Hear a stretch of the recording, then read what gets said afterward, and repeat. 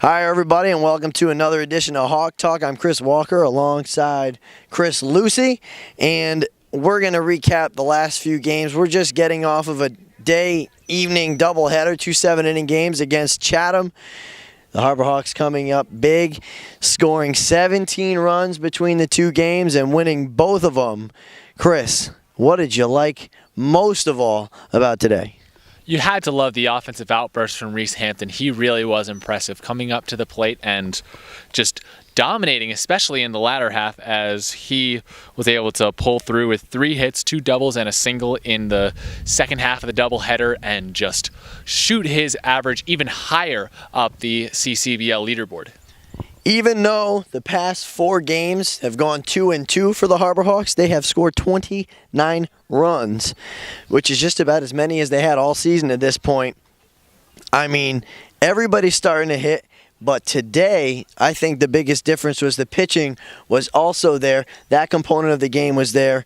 Talk about the starting pitchers today, Weiss and Britell. Well, Britell able to get through a solid 5 innings of work, only allowing 1 run, 3 strikeouts as well. Just set the table so nicely for the Harbor Hawks to not have to overuse their bullpen going into the second game, and then in the second game they were able to trot out Tripp and Larison in reverse order from where we usually see them, and they shut the door nicely after a great start from Weiss. You know, the Larison and Tripp combo is always so good for this team.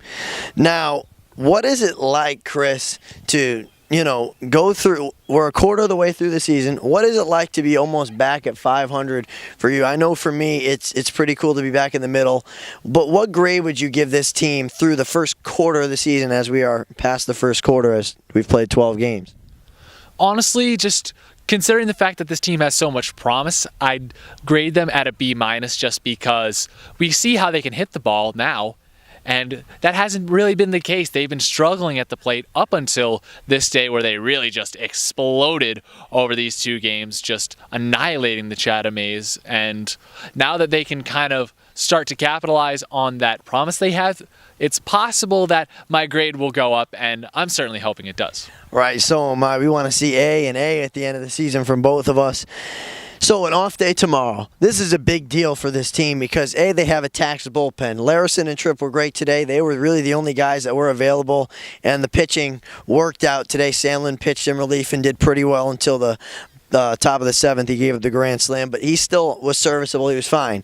The off day is going to help more than just the pitching. It's going to help everybody kind of recharge, including ourselves. As you can hear, my voice is pretty much gone at this point, but everybody can use an off day.